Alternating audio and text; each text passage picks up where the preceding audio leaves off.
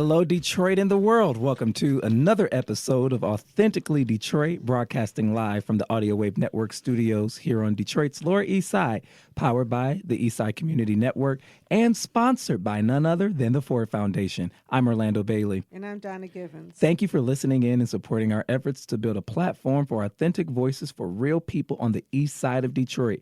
We want you to like and subscribe to our podcast on whatever platform you listen to us on. Remember, we drop a new EP almost every other Tuesday like hotcakes, so we want you to like, subscribe, and share. And we have two very special guests joining us in the studio today. State Senator Stephanie Chang. She's a mom. She has Vera and Sonia here. She has the children here. And Free Press investigative reporter Kat Stafford. Welcome, everybody. We are so excited. Thanks for having me. Thank you. How was y'all weekend? Oh, good. It was good. Rest? We saw Frozen 2. Oh, my God. Oh, I got to see that. Did you see Elsa? She don't want to talk. Sonya was just talking. Sonya don't want to talk. What did you do, Kat? You hang out? Oh, I relaxed. It's been a long It's week. been a long week? Couple weeks. Yeah. Long couple months. Yeah. A long year. Uh-huh. I was just saying to Donna, like, I'm over this year now. It's time. Yeah. How about you, Donna? How was your weekend? If I've been to Europe for a whole month, I need a vacation too, Orlando. You know? Way too much time traveling. It's tired me out. All that good food. Come on now. All the interesting people that you met. Let me explain something to you. That was hardly a vacation. I'm feel talking bad for 12, 14-hour days now. Yes, I know. I'm tired. The pictures just made it seem so grueling. My weekend was okay. I mean, it was really sad in some ways. I lost a good friend, and we went to her funeral, but it was in situations like that, we came together as friends, and we celebrated her life, and we celebrated each other. And then Sunday was home improvement day, so what projects you got going on? We had a whole lot going on, just getting the house ready, everything that we want in place. So ready for the holidays. Yes. I love this time of year, though. I know. Everybody seems to be just a tad bit nicer than other parts. Do you guys find that to be true? Maybe. No?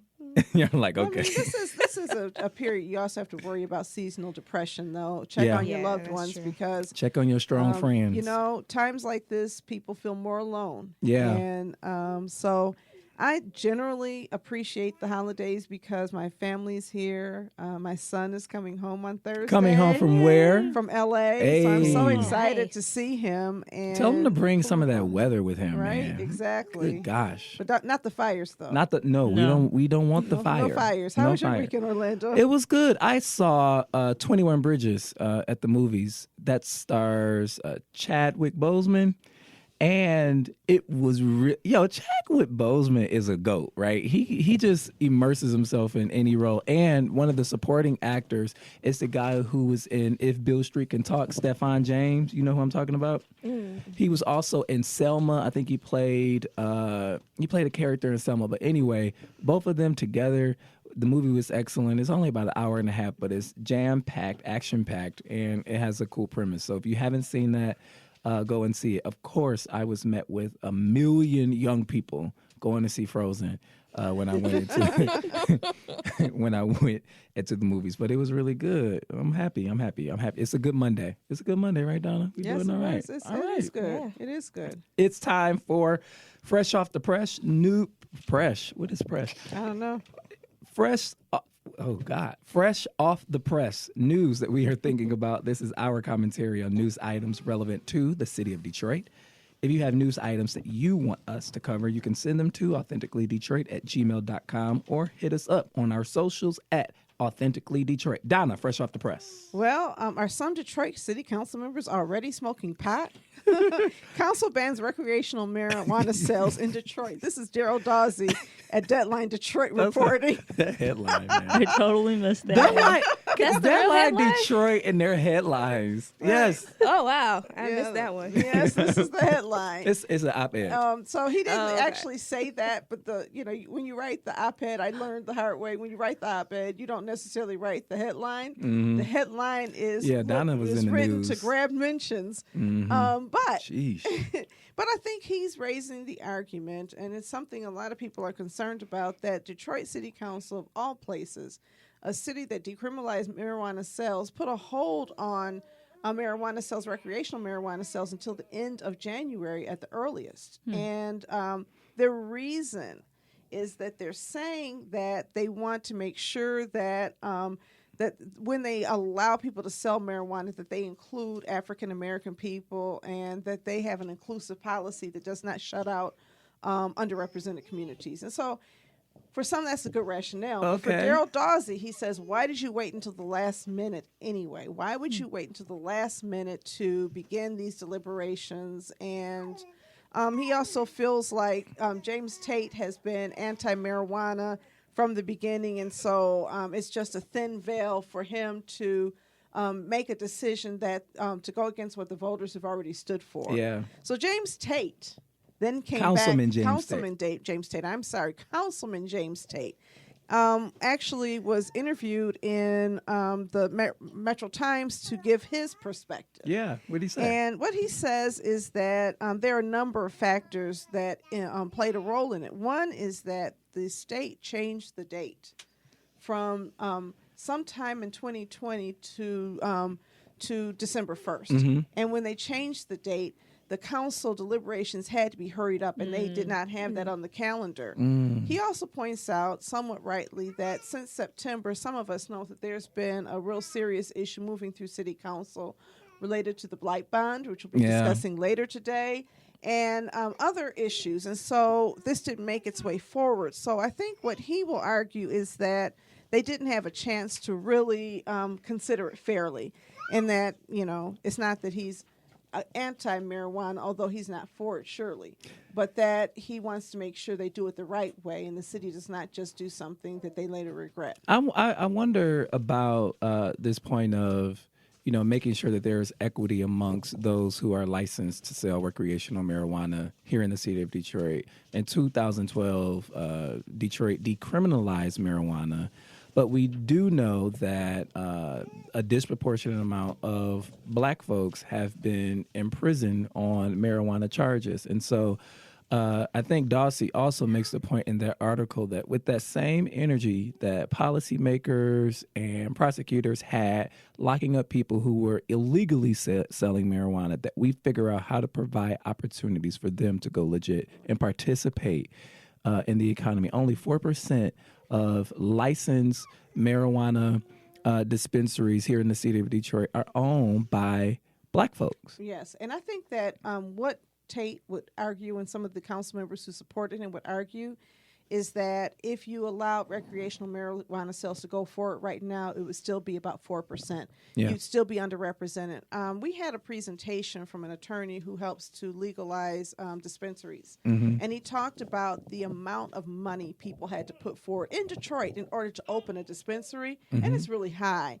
And at that meeting, I got kind of, me, and I said, well, that's prohibitive. That's going to lock people out. Yeah. And so if they're going to be inclusive, they're going to have to bring down the financial stake that people have to have. And that's going to require some council debate and community input, I think. Yeah. So I'm not opposed to them moving it as long as the result is a more inclusive process and not allowing people to come in, because there is only one group that has been approved for marijuana sales, and they don't look like any of the people who are now locked up right now for marijuana sales. And so we don't want to see something get decriminalized and be in such a rush. So I'm kind of giving some tentative support to Detroit City Council and belief, because, like I said, Tentative support. well, because I saw what the old ordinance or the old rules were looking like, and I wasn't liking them. And so I hope that they do a better job. It felt ridiculous to me, and I said that at the meeting that we held at ECN, it felt ridiculous to me that they had those requirements in place in a city like Detroit. One of the conversations that I've been having lately, as on the side, I'm a banking professional. I'm a board member of a financial institution here in the city of Detroit. And how are we going to bank these kinds of businesses, because they require a lot of regulation, a lot of handing over of cash, separate vaults with separate ventilation, because a lot of the cash reeks of weed, all of these kinds of regulations. And so right now there's also the threat the immediate threat of danger for these licensed marijuana dispensaries because they keep a lot of cash on hand because it's hard for them to become banked. And they can't because it's still illegal federally. We can decriminalize in the state of Michigan, but it's still on I forget what they call it, one of the top, narcotics lists. Is it level 1 or something like that? And so that's where we have to get into presidential politics. And our representatives who we're sending to D.C. and to represent us and make sure that they're pushing for change. Now, we know that one of the top people in the field just came out and said that he was against marijuana sales because it's a gateway drug. All of the other stuff. That's what we were traditionally taught. Yeah. Remember that, Kat? Reefer when we were Madness. growing up? Remember the egg in the frying pan? Oh my God, that commercial. Just say no. Just say no. This is your brain on drugs. Who's that? It's a fried egg. Mrs. Reagan? Right, Nancy. So anyway. Dare? Okay. But just so you guys know, I think there is legislation around the baking piece. And I think that's really important, right? Because it's a big safety issue to have all that cash. Yeah, it is. Right? So I'm not sure what the status is, but I do know that there is legislation in the Michigan House? I think that there's something that someone introduced to encourage, I think ultimately Congress is the one that's okay. going to act. Cool. Yeah. Right. But, I think the other thing is it's a revenue piece. Because if I have all cash business, I barely made any money, y'all. Sorry, but I don't have to pay much taxes. I mean, it's hard to regulate something that's not banked. Yeah. Banks allow you to regulate income and to be able to track income. And so in states... And garnish. In states, like in Colorado, where it's been legalized, the projected tax revenue never really materialized because it's decriminalized. I mean, because it's still illegal and because people aren't using banks. And so... the legalization at a national level, at a federal level, and the changing in banking codes will allow states to benefit from marijuana sales.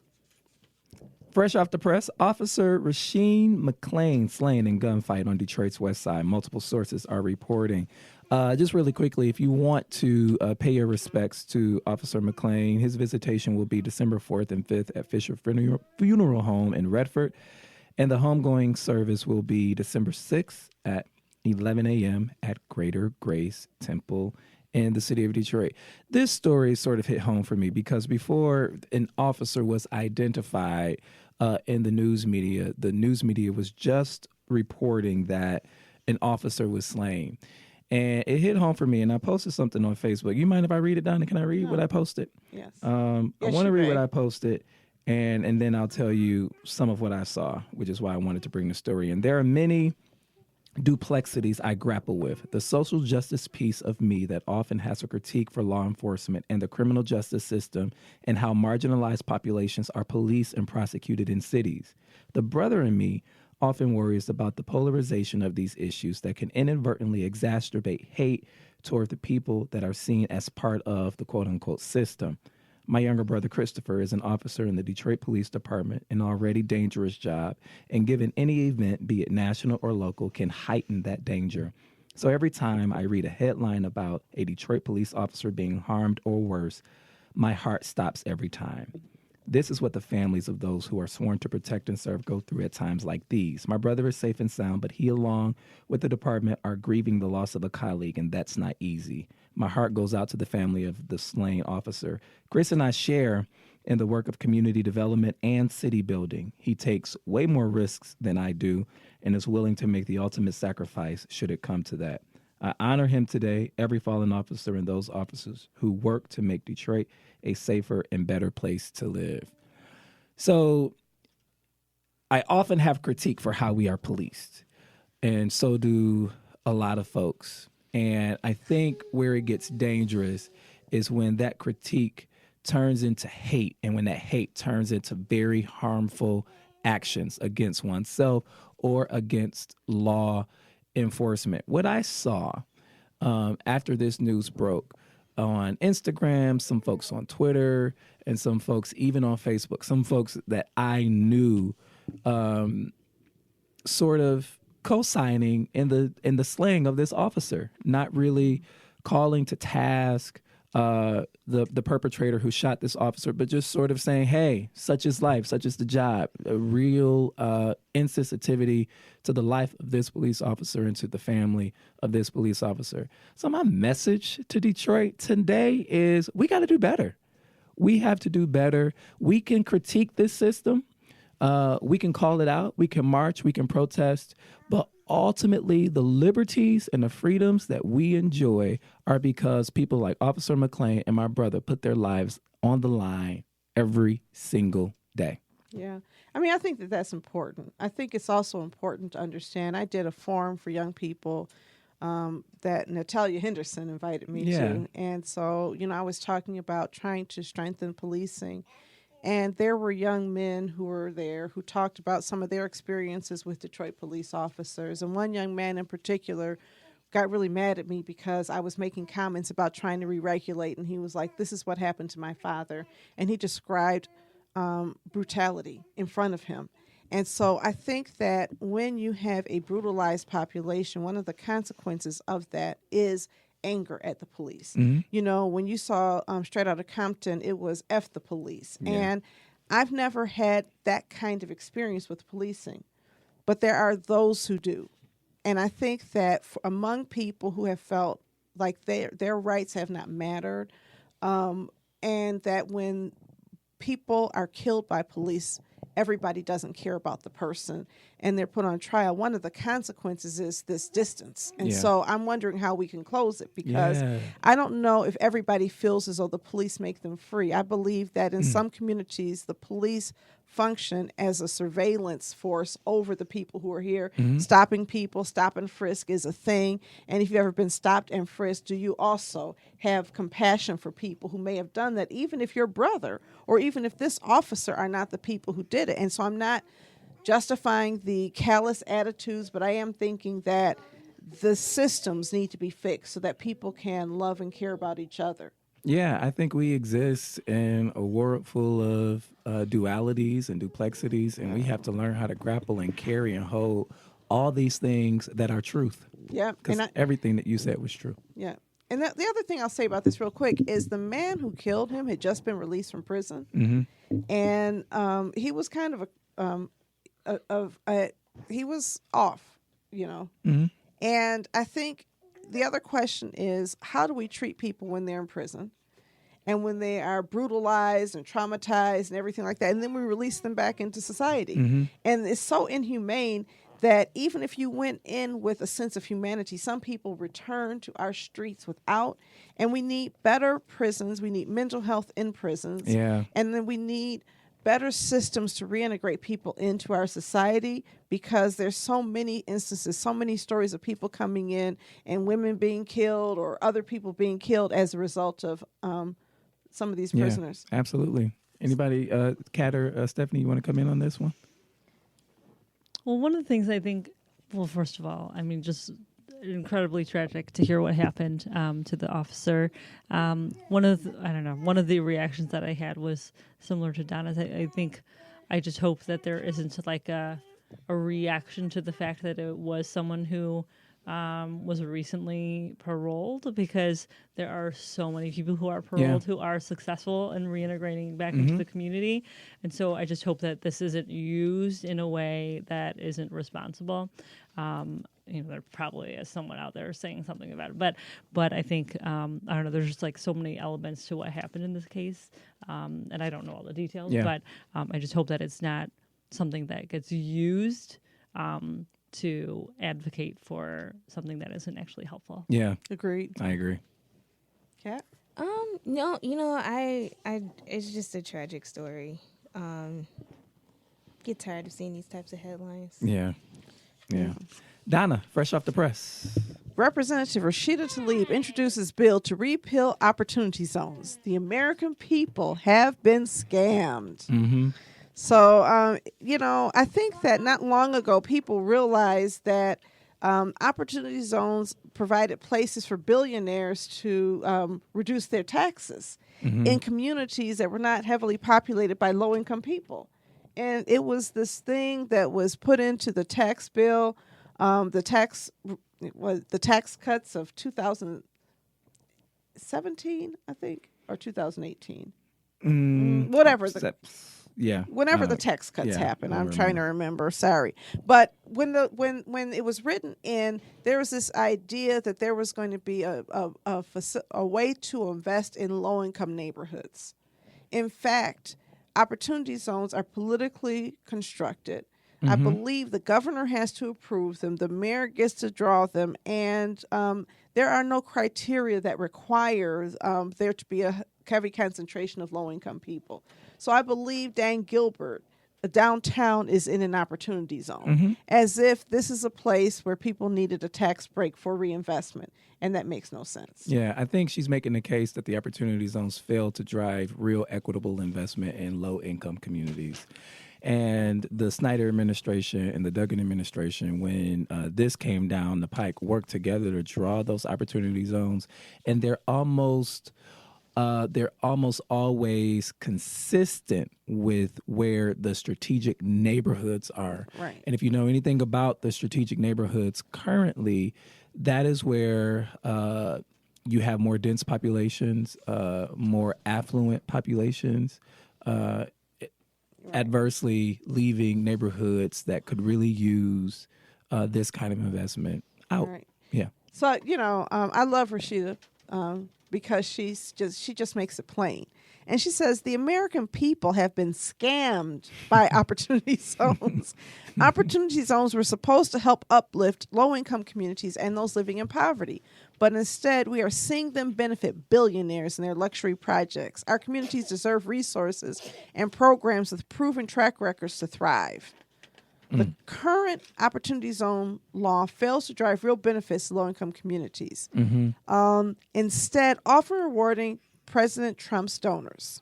So I think that she is making some valid points. I believe that I never believed in opportunity zones as structured because I remember when empowerment zones failed to create reinvestment in low-income neighborhoods, and then you had Renaissance zones that failed to do the same thing. I'm tired of using tax breaks to drive reinvestment. We need to invest by putting dollars up and not by figuring out ways to incentivize the private sector to invest, because the private sector will always invest based on a set of criteria that are not helpful to very poor and low-income people. Well said.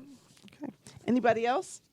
No, I just wanted to say, this story, this came after the ProPublica story came out and revealed that basically Dan Gilbert was able to get the downtown tracks as part of this opportunity zone. And census tracts, which is so crazy because it's the wealthiest part of the city. Right. The wealthiest part of the city. It just blew my mind. Right. That's all I wanted to say. And that's how they draw them. They draw them with the census tracts. Yeah.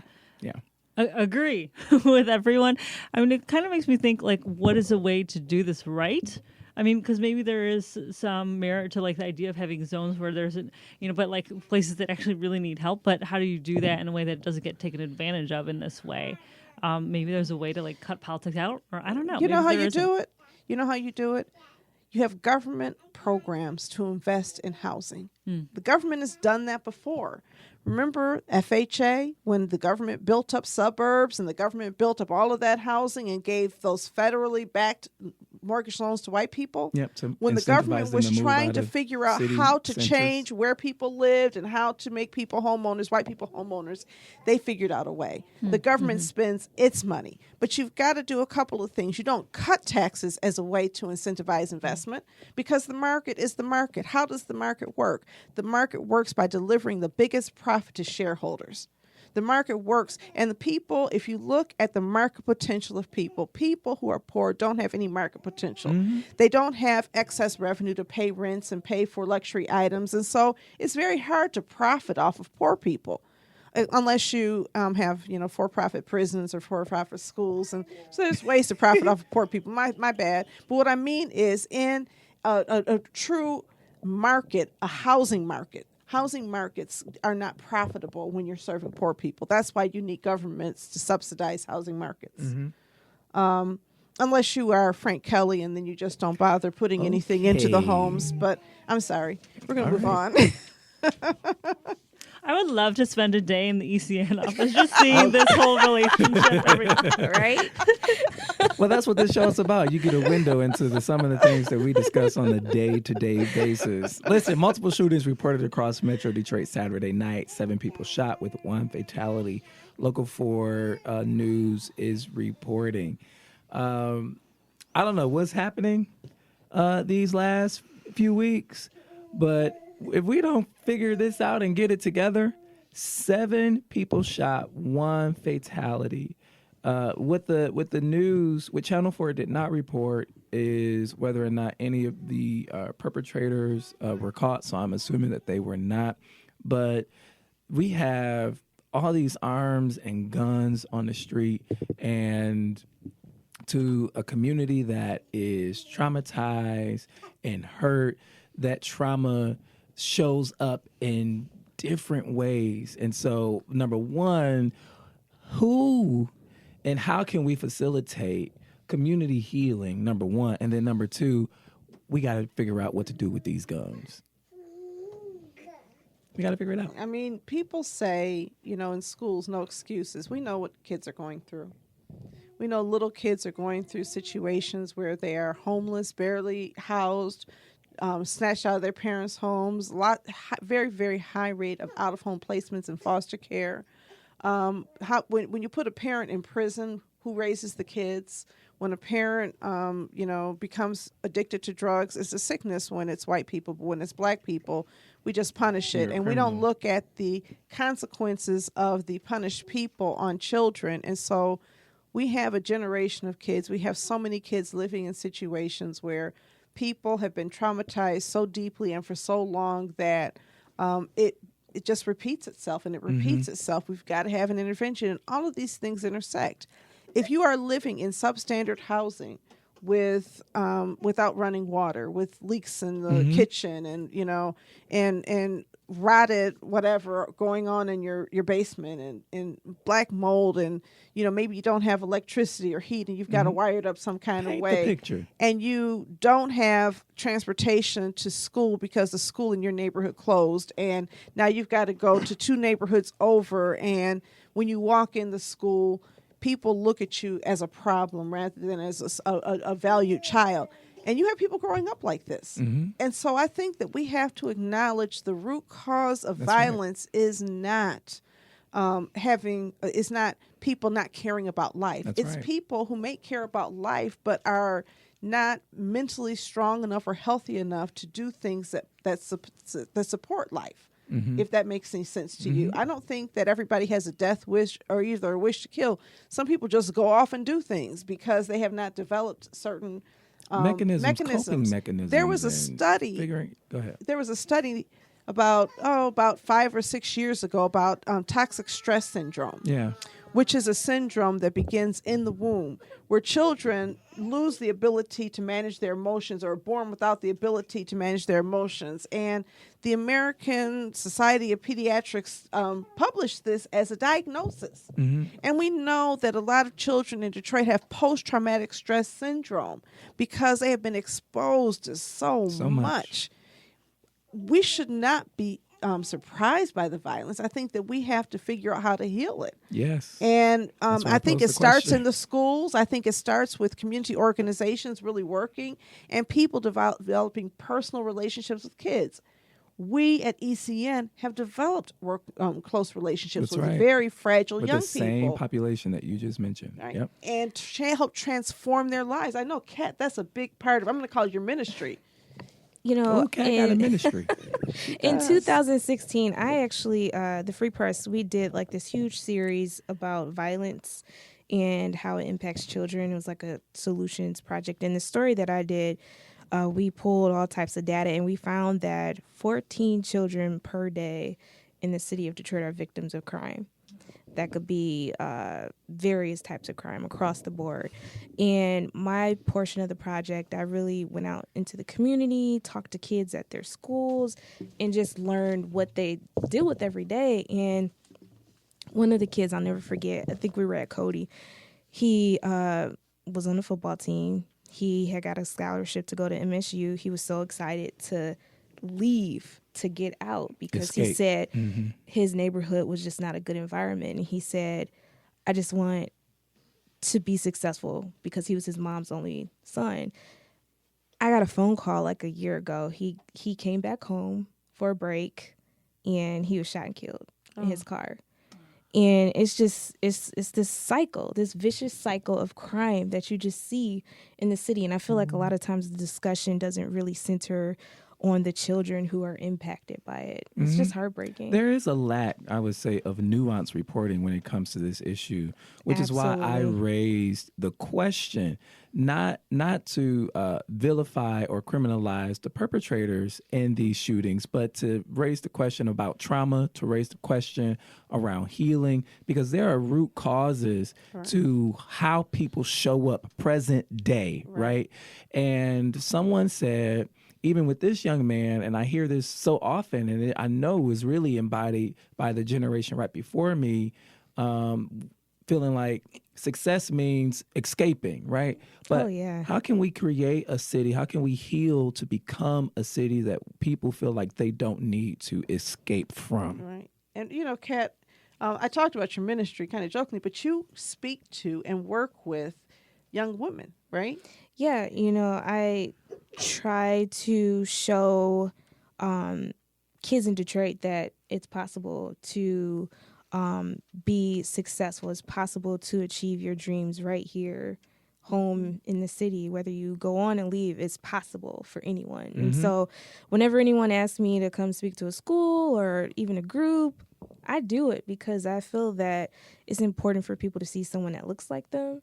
And to see that I can do that too, or whatever I want to do. That's right. I told you last time I was here, I lost two friends, very close friends to gun violence. One right down the street, Mac and Buick. She was shot and killed. And it's personal, You grow up in the city, everyone has been touched by it some way, whether it's someone you know directly or someone, a friend, it impacts everyone. So that's right. Stephanie, what are your thoughts? I mean, I just agree with a lot of what everyone's saying, and I think, I love this idea of like, how do we start with kids, even at like a really young age, right? Just to find out like what are the things that we can do to support them.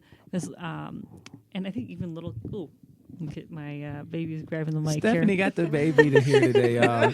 So the beautiful little baby. Vera is talking. So if you hear Vera, don't mind us. Stephanie is a state senator. She's a wife. She's a mother, and I see Vera all the time. Wherever Stephanie is, Vera is there also. So Vera's going to be a champion. Watch. Right. Yeah. I mean, I just having worked with young people in the past as well in the city, I just think that there's so much more we could be doing. And I also think that our educators in schools don't have the resources to even like really do what they need to do to support their students. I mean, some of them do, but out of their own pocket and not necessarily with any resources that the state or the school district is able to provide them because we're underfunding our schools too. Right. So it's interesting that you bring that up because one of the things that I was thinking about even before I got back is that our children, our young people really live in the real world, right? And they experience so many things all the things that Donna was talking about, trauma, transient life. And then they come into schools and there is most of the time, no acknowledgement of that. Yeah. Well, what I would say is that, having managed schools, what I learned is, first of all, very few teachers have taken child development classes and youth development classes where they really understand appropriate behavior and what's going on with kids, especially as they become adolescents, right? So a lot of times what we try to do is discipline and contain the behavior of young people without even understanding that sometimes it's normal. Sometimes the same behavior that can be tolerated by kids who are white suburban kids is looked at as disrespectful or out of control with black kids. And so there's this focus on obedience in schools and making black kids obedient and not developing full children and full personalities. So I think to some extent we need to retrain our educators to understand certain aspects of life, and understand sometimes that there's a double standard. If you look inside of a school, studies show that dark-skinned girls get treated differently than light-skinned girls by black and white teachers, right? And so we need to deal with that. Boys get treated differently than girls, and black boys get treated worse than other boys for the exact same behavior. If you look inside of school districts all over Michigan, there's such a disproportionality around suspensions and expulsions of kids, so that in Grosse Pointe schools, which may have 10% black kids, 60 or 70% of all of the suspensions and expulsions are black kids. Now, explain that. It's not because the kids are worse. A lot of times they're getting expelled for the exact same things. And so we have to change how we look at kids, and we have to deal with racism inside of schools as far as I'm concerned, because if you don't deal with racism inside of schools, which causes kids to disengage. Because if I'm in this setting and I feel like nobody cares about me, you can't be of help. And I'm not trying to make a blanket indictment on teachers. There are brilliant, beautiful teachers, and teachers change lives all the time. But too many of our kids are exposed to teachers who don't. And sometimes all it takes is one bad experience for a kid to turn off to so many other people. So I think that we've got to start loving black kids and treating black kids like they're smart, like they have good intentions, like they're highly moral, and like they are capable of doing great things. Because they are. If we start with that, we work with young kids all the time. We have 38 young people coming, teenagers from the same schools that, where they're causing problems. We don't have fights. We don't have theft. We don't have vandalism. We don't have any problems. This is not just here. When I was at Vanguard, I worked at, and I ran Vanguard. We worked with kids in the North End and in Northern High School, which was not known as a very well-behaved school. We never had a fight. We never had a theft. There were no weapons coming up there. Kids would monitor that space and say, in here, we don't do that, because they came there and they felt loved. So I think that we have to understand that within all of these young people, there's goodness. And if we start with them when they're young, then we can help prevent some of that. Well said. I think that's a whole show. I think we need to bring somebody on. Yes. That wraps up our Fresh Off the Press segment. If you have any stories and news items that you would like us to cover, please hit us up on Facebook, Instagram, and Twitter at Authentically Detroit, or you can send us an email at authenticallydetroit@gmail.com. All right, time for our topic of the day, which is why Kat and Stephanie are here in our thematic discussion this week. We are back to having conversations around demolition and investment in Detroit. The three of you come at this from various angles, and I think it would make for a good and robust discussion. Donna, you have been an advocate for not just demolition, but equitable investment and development to happen during and after demolition. Stephanie, you've been keeping a close eye on the public health hazards that are presented in the current demolition program and that could potentially take place in future demolitions. And Kat, you've been a watchdog in city government, and the stories that you tell seem to push for more transparency from government around the processes surrounding the demolition program. Okay, let's talk. Can all of these viewpoints coexist, Donna? Of course. I think they have to. I believe that we have to take a holistic view of how we holistically improve our community. And, everybody has to play to their strengths, in my opinion. If we all play to our strengths, then our strengths will, be mutually reinforcing. And I actually think that what happened with the pushback against the Blight Bond this past week was various people in the community all playing to their strengths. There was no meeting where everybody came together and said, you know what, let's do this, y'all. Everybody worked individually and then ended up in a room where we collectively shared messages that were mutually reinforcing, at least in my view. What do you think? Oh, I agree. I mean, one of the things that I thought was amazing, and I wasn't even there the whole time because I heard it went until like 8:30 or 9 or something. It was incredible. I mean, to hear, the lady who was talking about how the tenant, landlord tenant. Yeah. What is the name of it? Come on. The ordinance. Oh, how that's the how rental, we need to yeah. the rental ordinance. There we the go. rental registration ordinance. Yes. Yeah. How can we be spending this much money demolishing homes when we're not even making sure that people who have homes are, and not even homeowners, but tenants as well, so that they are living in spaces that are livable. And then, of course, we had the public health. I mean, it was just really cool to hear. And then the people who are really concerned about the transparency piece and the Auditor General's report. I mean, just all of these things. It felt like thing after thing after thing over the course of several weeks, in part because of incredible journalism that really got people to think about this.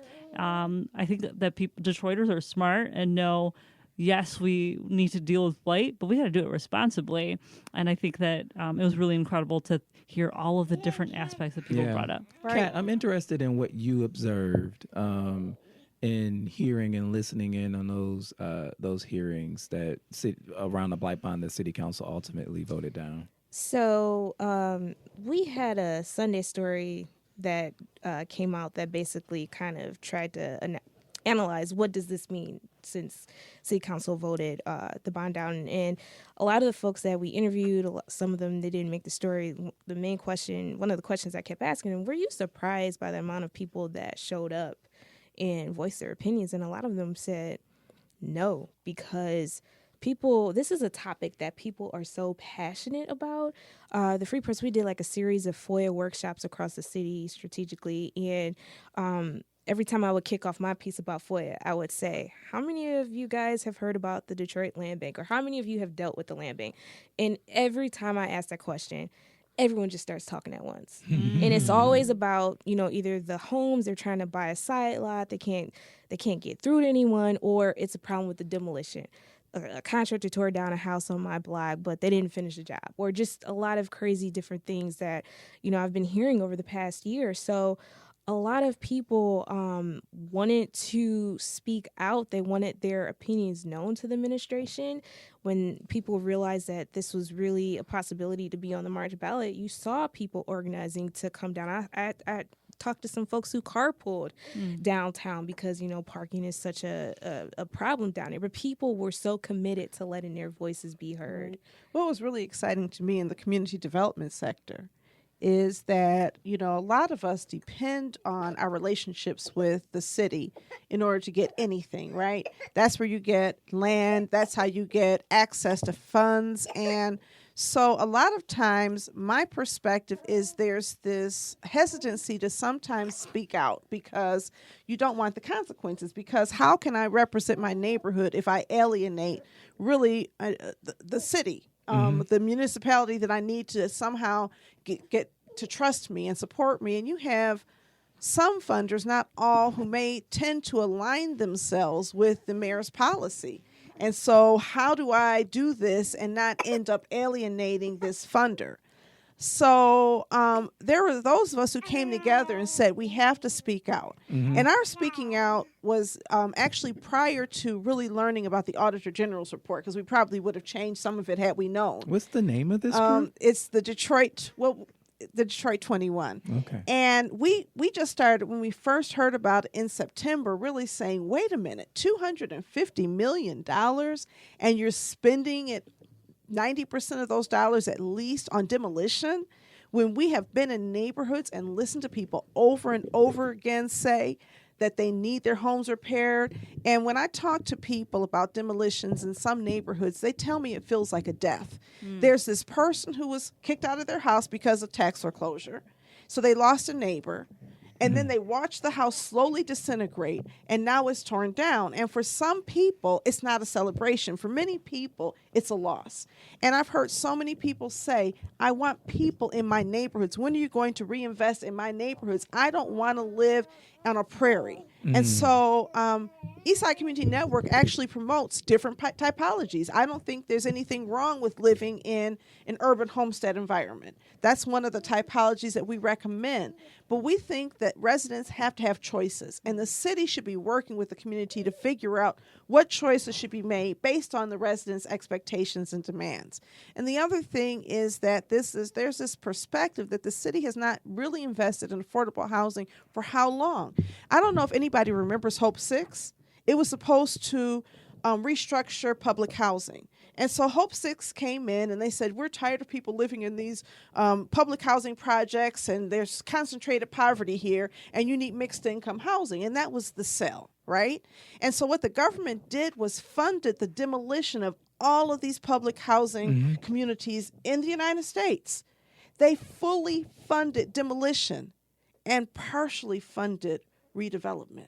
And what happened in so many instances was a simple net loss of affordable housing that's never been replaced because the commitment was to demolition. And in many instances, what ended up happening in the same space where you had public housing is mixed income housing or upper income housing, where richer people moved in, were able to take the land. So if you look at the Jeffries projects and what it was, a place to house poor people, it is now a place that is so-called mixed income community, but most of the people who live there are middle class. And so, for those of us concerned about the net loss of housing, the extreme housing crisis that we have in America, and the thought that you have an opportunity to take some of these homes, invest the same $20,000 to $25,000 in redeveloping And those fix them up. homes and fixing them up, and you could sell them or rent them at a cheaper rate than new housing construction that is affordable, right? Because it takes about, according to the city, $80,000 to redevelop a lot of these vacant homes. That's the average, $80,000. Subsidized by $25,000, that's $55,000. And you can either provide a lease that would cover that $55,000 mortgage, or you could sell it to somebody for $55,000 by land contract, a regulated land contract, or by mortgage sale for somebody who is at somebody who's at the Detroit area median income could afford that. And so why aren't we exploring those creative solutions? Why aren't we figuring out how to incentivize that so that affordable housing developers are going in and doing that? So we made that argument with the city. And I'm sorry, I'm saying a lot, but here's the exciting thing. All 21, well, not all 21, but the vast majority of the 21, with one person saying no, said, let's do it. We wrote an editorial, let's do it. We went to the Detroit City Council, let's do it. And we stood together as one and said, here is what we think is a better idea. We agree, more transparency. We agree, work on the health impacts. And when you're done with all of that, we think it needs to be more balanced. So I'm glad you carved that out for us, because there is lanes for everybody, and I'm really interested, and I want to bring in Kat around the lane of journalism and the role that journalism has played throughout this entire process and in pushing transparency. So Kat, can you speak to journalism's role in making sure that Detroiters were educated around this piece of legislation? Yeah, so when the mayor announced this at Mackinac, Oh yeah, I was there. I the first thing I did, talked to my editor and said, we need to get more details, because it was kind of, vague. I mean, it was just the first announcement of it, but we wanted more information. And once that announcement happened, we really started to dig into the minutia and the details of it. But over time, we still started to see a lot of these transparency concerns, a lot of these quality control issues pop up that I have been reporting on for quite a while. Contractors tearing down homes improperly, contractors. There was a story that I wrote, I think, late last year sometime, a contractor who is still banned from the program for tearing down a home that still had asbestos in it.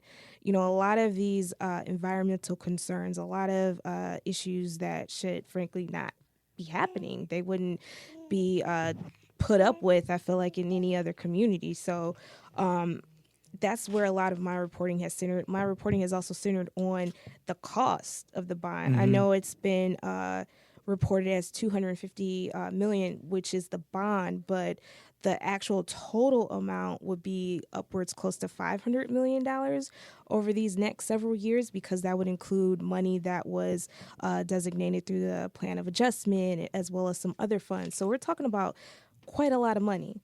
And it was important for me to add that context for Detroiters, as well as include the amount of money that's already been spent. When you look at the federal hardest hit funds, which was well over $250 million, And when you wrap that into the Auditor General report, I know the administration has disagreed with most of the report and all of the findings, but one of the things that really stuck out to me was how much money has been spent thus far on demolition. A lot of money. $532 million, I believe. That's a lot of money. So some people have asked me the question, well, we've already spent $532 million. We weren't able to deal with this amount of blight already. What's the solution? And to Donna's point, it's a cycle. It's a vicious cycle of foreclosures, people losing their homes, not being able to adequately repair their homes. It's a cycle. It's a pipeline. So a lot of people have voiced concerns. They want to see it go beyond demolition. They want a clear plan for what happens next post-demolition. A lot of people have expressed to me what they feel is missing from the conversation is, okay, you've cleared out all of this land. What's next for my neighborhood? Do I get to have a piece of this? Can I say what's going to happen on my block? Those are concerns people have. And we don't have an updated master plan to sort of guide future investment in these large swaths of vacancy in all of the neighborhoods that will be affected, because the Blight Bond is not limited to hardest hit fund neighborhoods. It is for the entire city. Stephanie, I want to bring you in. I want you to speak to what you heard thus far. But, you're a legislator. You look at pieces of legislation all the time. If you had it your way, what would blight elimination look like in the city of Detroit? Oh, wow. That's a great big question. I mean, solve it, Stephanie. Oh, goodness. Well, I think what I would do is work with groups like Detroit 21 and others to kind of figure it out. But I feel like what it would probably look like is a really comprehensive policy that included demolition, but some type of like screening to see what do the neighbors want to do with this house, and what's the history of the house, all of these types of questions before actually doing the demolition. Of course, part of the model should be making sure that we are investing in home repair programs, that we are actually doing things like making the poverty tax exemption retroactive, and like doing as many things as we can to help people stay in their homes, so that we're not continually addressing this problem of blight that is just going to continue to grow. So, and then I think in terms of the public health piece, I actually do have some bills that are hopefully making their way through related to asbestos abatement and contracting. And I mean, the reality is, this is the law. We have to make sure that we are following the law when it comes to protecting people's health. And it's always been disappointing to see the number of violations. Even the ones that maybe seem more minor are still pretty major. So when a violation is about not doing your post-abatement verification or forgetting to post it on the website, well, that's important because it's our taxpayer dollars, right? And we should see what's going on. So, I mean, some of the violations were really horrific, right? And we may not even see the negative effects of these violations, especially in our children, for years to come if they have not properly abated a home or used the wet tactic to demolish the home and asbestos and all of that. Contributes to a public health hazard that we haven't really, that our laws are solving for, but enforcement is lacking.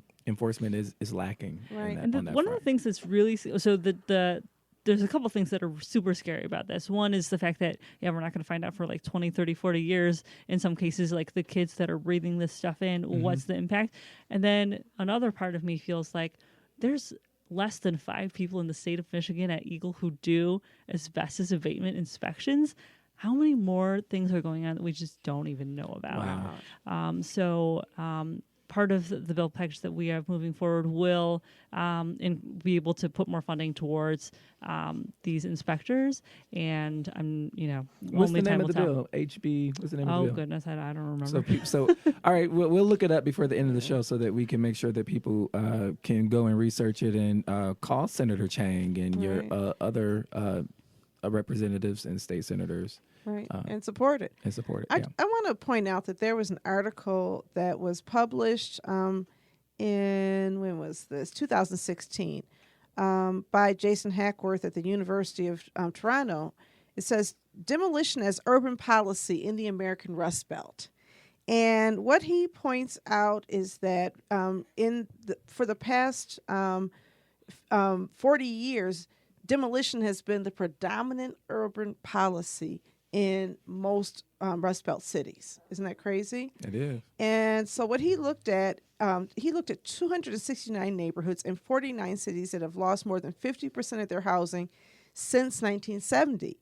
In aggregate, these activities have led to more housing loss and affected more land area than even in the urban renewal period, yet have not led to market rebound or decrease in social marginality.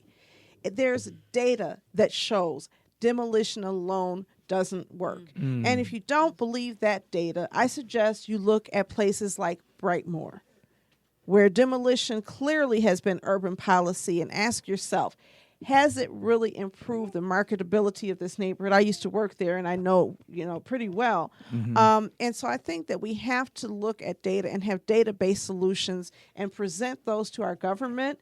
One of the interesting things you talked about, Stephanie, was the failure to go back and inspect what happens to a demolition site after the demolition, right? And yesterday on Flashpoint, is that what it is?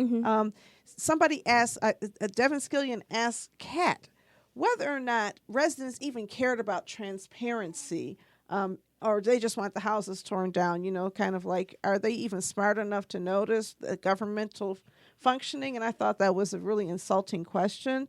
And but here's the thing. Residents in Detroit who live near demolition sites monitor what's happening on those sites. And they call and me. They care. and they call and they bring it to our blight committee activities. In fact, Kat and I corresponded because of the demolition that happened on her father's block and the fact that it was not being maintained. And so I actually reached out to the district manager and said, what's going on here? And so yes, residents actively care. Remember what happens in a demolition site. Before they fill it in with dirt, you have this great big hole in the ground with an orange mesh fence around it, and it may not get filled in for some time, and then you don't know what kind of material is going in there. And so these are all really important things for us to watch. And there's one other little thing that we've talked about, I think. I don't know if people know, because I remember Mackinac, the city said, hey, we can do this. We can get this blight bond, and Detroit residents won't have to pay a thing. It won't increase your taxes one bit. Remember that sales job? Yeah. And then I'm sitting here in a city council hearing learning that, in fact, our property taxes are supposed to decline or scheduled to decline next year by 2 or 3 mills. Right? So there's actually supposed to be a reduction in the tax. However, if this blight bond is taken out at the level that is being proposed, they will not decrease. The failure to decrease as scheduled is an increase. If not for this blight bond, I would be paying less taxes, meaning the blight bond is pushing my taxes back up. And so there's also this sales job where people should have truth in communications and know what they're being sold. If people have the right to know that they're being asked to pay 2 or 3 mills to support a blight bond, right? And if that's not being done, then shame on the administration for not being clear, because I think that contributes to the lack of trust once people find out. Yeah, and I think that's a perfect example. One of the things council kept saying throughout this whole process, every week that it was postponed or coming back to the table, it was a new addition, a new piece of information that they weren't aware of. And for a lot of people that were following it, that kind of created this perfect storm. And so the story that we did Sunday, it was, like I said, analyzing why the blight bond went down. And I think a lot of it was about environmental concerns, what comes next, transparency. But it's really, if you look at the administration, there have been a lot of transparency concerns over the past several months that a lot of people we spoke with, I think Joe, my colleague, may have even interviewed you, that kind of really contributed to why people just at this point feel this is not a good time. We don't want to move forward with this. And I think the administration really needs to take a step back and listen to these concerns that residents are voicing. Yeah, Kat, I want to ask you a question because I love your stories, and I've made the mistakes on numerous occasions of reading some of the comments that your stories get. Don't do that. And but you know, in journalism school, they teach us about objectivity. Funny story, Kat and I went to school together, and so I walk into the studio today. I walk in the studio. So I am a fan of Kat Stafford's. I fan out about her on Twitter and Facebook, but we've never actually met. When she came on the show the first time, I was absent. And so I come in today, I hug her, and I'm like, hey, Kat, it's nice to finally meet you. She was like, you just look so familiar. I'm like, what are you talking about? We follow each other on social media. She's like, what school did you go to? Eastern Michigan. And we found out that we were at Eastern Michigan at the same time in the same program. She was doing the written piece of journalism, and I was anchoring the news at Eastern Michigan University. Funny. That is hilarious. So I want to talk about objectivity and neutrality in journalism and how you may be accused for not being objective or neutral on some of these stories. I have the luxury and the privilege of not being a credentialed journalist in the city of Detroit, and I can't be because I'm not agnostic. I give my opinion on this show all the time. What do you say to that critique? I get asked so many times via email or whoever. They're just like, Kat, you're from Detroit. How do you cover the city objectively?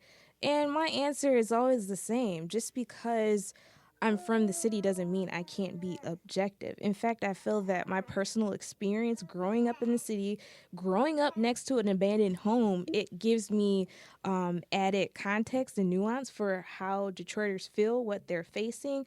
But also, I kind of push back on the notion of objectivity. I mean, everyone at the end of the day has an opinion, but it's, as a journalist, your job is to make sure that when you're writing these stories, that, I always make sure the administration, one thing no one can ever say about me is I make sure that I have both sides in the story, and I make sure I have all the facts that I need.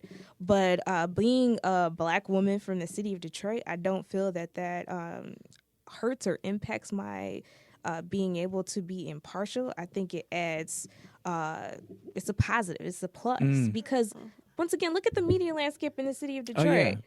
80% Black African-American city. And yet, look at all the newsrooms. Look at my newsroom. Every single newsroom is lacking diversity, lacking the people. It does not reflect the community. Right. It's interesting because you raised the issue, can anybody be objective? And I think that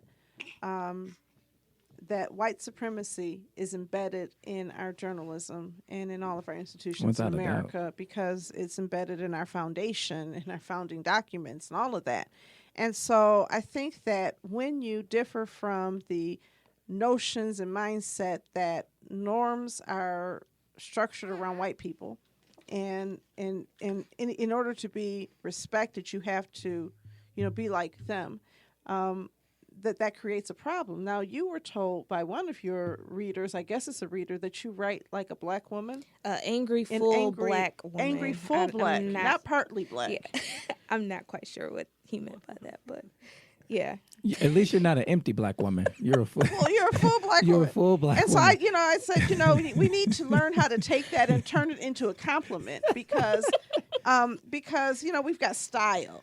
And I refuse to allow somebody to marginalize me by calling me what I am. By telling me I'm Black. You write like a woman, okay? And thank you.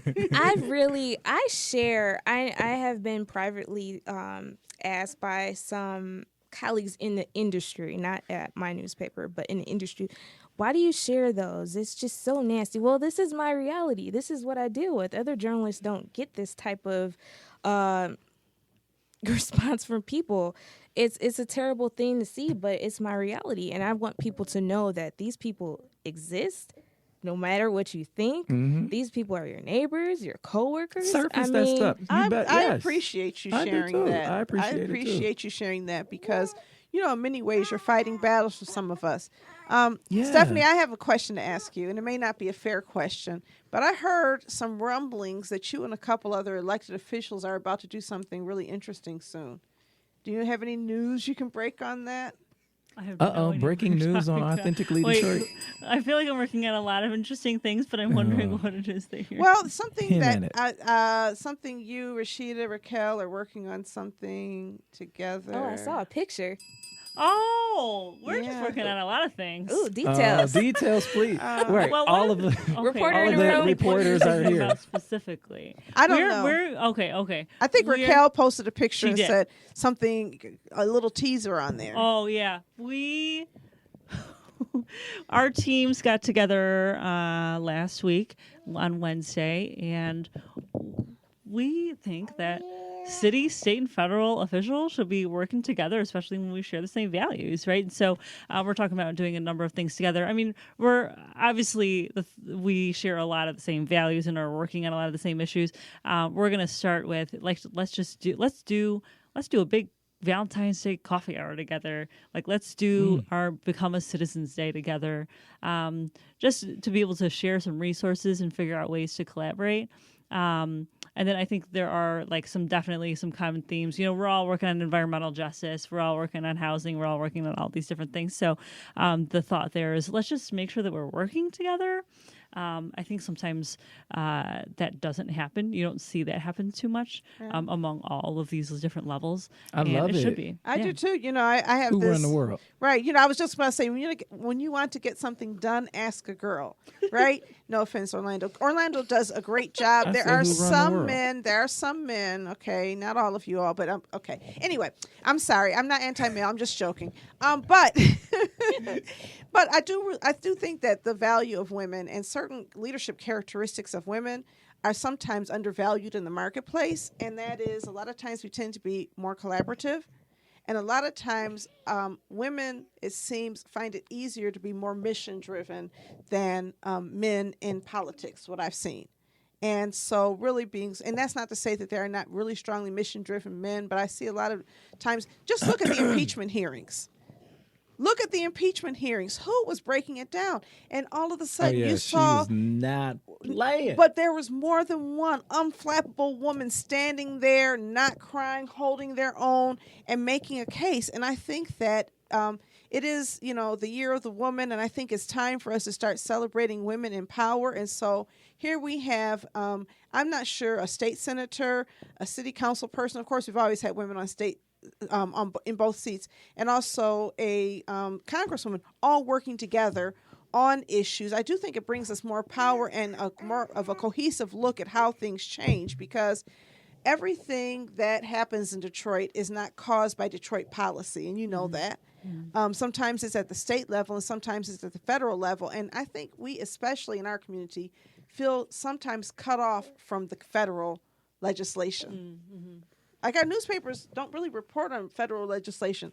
I read the Detroit News, and it's like every once in a while there's a national story. But there's a lot of, dog bites owner stories and other things that, to me, are included there. And I want to see more national news. I want to see more national and international news. In my travels abroad, one of the things that I learned about us Americans is that we are very insular focused. We're very insulated, and we don't have our hands on the pulse of how our actions play out in the world, amongst our allies and amongst our enemies. And so Can I make a quick point about the bomb before I forget? Yeah. Since we're talking about Congresswoman Rashida Tlaib, the one thing that is also kind of looming is so back in February, I think I had a story that had some sources that told me the feds were basically looking at whether contaminated dirt was being used to fill demolition sites across the city, which is very concerning. And one of the things that came out of that was Congresswoman Rashida Tlaib, as well as Congresswoman Brenda Lawrence, asked for SIGTARP, which is a federal watchdog agency that has provided oversight for the federal hardest hit fund dollars. They asked this organization to do an audit of the city's demolition program. So that's ongoing. We have no idea what that's going to look like. I do know that the Army Corps of Engineers is participating in this as well, which means they're looking at the potential dirt concerns that folks have had. And that's a big deal. Meanwhile, you have a federal investigation that's still ongoing. It's not completed yet. contrary to some reports, is still ongoing. So, and the Auditor General is well, getting there ready was to do a one forensic investigation audit that was in the- completed, right? And so this is a second investigation. Is that correct? this audit is separate from the ongoing federal investigation that involves several different agencies of the city's city. demolition program. Oh, wow. Now, those two people that including there the are building two authority. right, there are two people that were charged. I think one of them just started his sentence in jail. And I remember when they announced those charges, they said no other public official was expected to be charged at this time, which everyone has kind of latched onto that, but the investigation is still ongoing. It's not complete yet. So a lot of people, once again, they're saying, hey, why don't we wait until this is done, until we get the audit back to see what they find? The Auditor General just announced that they're about to do a forensic audit on the land bank. So you have all of these moving pieces that are still going on, which is why you had Council President Bridget Jones, Council Pro Tem Mary Sheffield, as well as Councilmember Raquel Castaneda-Lopez saying, let's take a step back and wait for all of these moving pieces to be settled before we go off and give more money to this program. Right. So now that could be years in the making, right? The investigation, yeah, but the audits usually take between 6 months to a year. Right. So I think that, the question is, the question that some people may have is, because federal investigations, like I remember when Kwame Kilpatrick was mayor, there was a HUD investigation that lasted for most of both of his terms. And in fact, I think that sometimes federal authorities are hesitant to bring charges while a sitting elected official is in office. And so I just wonder if there's like a sunset period or if there's a time frame where after the audit is done, where people are going to say, okay, let's make some decisions. And if not, is there a way to create a separate... Cutest little sneeze I've ever heard. I'm sorry. She's smiling. I got distracted. Sorry, guys. She is so adorable. She is. But is there a way, look, she says, yes, I am. Is there a way to create a separate authority or separate something that's not controlled by the mayor in the meantime so that you can move some things forward? I don't know if that's being considered. That's a question that a lot of people... So one of the proposals that was part of this bond, one of the compromises they were trying to make with council to get this passed was to create an entire new demolition department. Oh, Lord. But the question, again, that a lot of people had, okay, the DBA, Detroit Building Authority, oversees this right now. Are we just going to shift all of those people over to the demolition department, or are we going to bring in a whole new set of people? Right. I remember that question. I think it was Brenda Jones who was saying, these are the same people. Are you just renaming the department, the demolition department, right? And then the response was, well, do you expect us to lay all these people off? And that's like, okay, so if you're not going to lay these people off or remove any of these people from their jobs, even the leaders, then how is this any different? Right. So I should say... Oh. Go ahead, I should Stephanie. say that we had a meeting with a number of Detroit legislators tonight, and we had a meeting with the mayor's office on Friday. This was scheduled long before the city council vote happened, but in that meeting, I think I can say this is the mayor did express that they are going to be working on some changes internally, and so that sounds promising. I think obviously he knows, and that we'll all be watching closely to see what exactly those changes are. But it does seem like he recognizes very much that he's got to change some things in order to be able to get council to put this on the ballot. And for listeners, just quickly, today, council had until 4 p.m. Monday to reconsider their vote. No one did that, so confirmed with the mayor's office today. What that means is the bond proposal will not be on the March 2020 ballot, but it's likely that some form of it will be brought back later in 2020. And can I just say something to close this and bring this all together? That's a victory in and of itself, because there were many people, in addition to all of these issues, who felt that holding this vote during a presidential primary with notorious low turnouts would not be a fair representation of the will of the people, and really wanted it to be in November if possible, but at the very least at the August primary. So congratulations to those of us who came together to try to make sure that the will of the citizens is represented and that we do good things to reinvest in our neighborhoods. I hate to make the focus blight removal. Let's call it community reinvestment and rebuilding our neighborhoods. Language Language matters. is important. important. It's so important. Thank you all so much. Oh, what a great discussion. It was fun trying to moderate the three of you. I knew I was had my work cut out for me. Listen, if you have topics that you want discussed on Authentically Detroit, you can hit us up on our socials or our email at authenticallydetroit.com. We may choose your topic to discuss here on the show. All right, so shout outs and some closings. Yeah, announcements. Okay. I want to shout out to Gail Perry Mason, who is a philanthropy in and of herself. Gail is pretty amazing. She slept outside as the annual sleep out. Is it Covenant House that she was sleeping out with? I don't know. I can't remember. I think that's it, a shelter. But she was sleeping out and raising donations, which I contributed to because who can be like Gail? And then the day before that, she had a She Shed fundraiser where She Shed? She Shed. Didn't nobody burn down her She Shed, though, No, right? but where I think it was at Shed 5 at the Eastern Market. And there were about 500 women who showed up. Wow. And all of the people had to come with a bag full of hygiene products for women and children in housing shelters. She is a force. Or children aging out of foster care.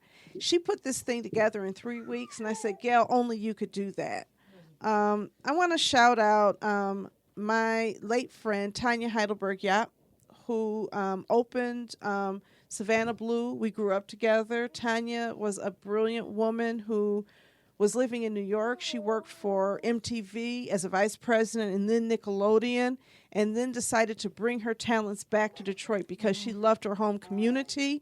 And while here, she was engaged in the initial efforts to bring to open a Motown museum.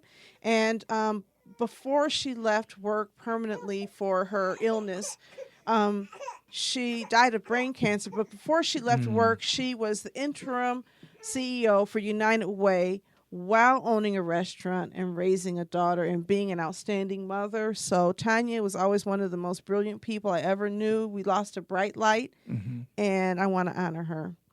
And finally, Jay Henderson and the Riverbend Community Association. Yeah. If anybody is looking to hire a comedian, the one thing I found out at the fundraiser is Jay is really, really, really funny. I didn't expect to laugh that hard, but I don't know if there's any other neighborhood association that can turn out that many people every single year. I was proud to be there in such a warm community environment. Jay keeps it going for his community. He does. He does. I want to shout out the LEAP celebration. So Eastside Community Network and our LEAP steering committee, our partners, are celebrating 10 years of funded community planning for the Lower East Side of Detroit, funded by the Herb Family Foundation. The LEAP celebration will be taking place on December the 13th at Eastside Community Network, located at 4401 Connor. That's in Detroit, Michigan. We want you to come out and celebrate with us. Call 313-571-2800 to RSVP today so we make sure that we have enough food. I also want to shout out the Volt Teen Center that is housed in the lower level of Eastside Community Network. Our Teen Advisory Council is launching a Giving Tuesday campaign so that you can support all of their work. We graduated a ton of seniors last year, but we got a ton of new young people that are actively engaged in trying to figure out what's next, college, trades, trying to figure out life, trying to, get the life skills needed to be productive citizens here in the city of Detroit. And, we have staff that's dedicated to that and time that's dedicated to that. And so we're asking people to contribute to that. So you can go to our website at www.ecn-detroit.org and click on the donate button to donate to our Giving Tuesday campaign that we will be launching tomorrow, and it will go until, of course, next Tuesday. Also, Authentically Detroit is teaming up with one of my other jobs, Urban Consulate, to bring you a parlor talk featuring myself and Yodit Mesvin Johnson. You get to see all of our pretty pictures from the German Marshall Fund fellowship that we were able to partake in all throughout October and talk about being Black all over the world. So we're excited about that. That's happening January 22nd at COACT Detroit. Everybody is invited. We're excited about that. Our special shout out to Kat Stafford and State Senator Stephanie Chang for sitting in with us today. Thank you all so much for your varied perspectives and your expertise and your love and commitment to our city. We share that love. So until next time, Detroit, catch the wave. We'll see you next time.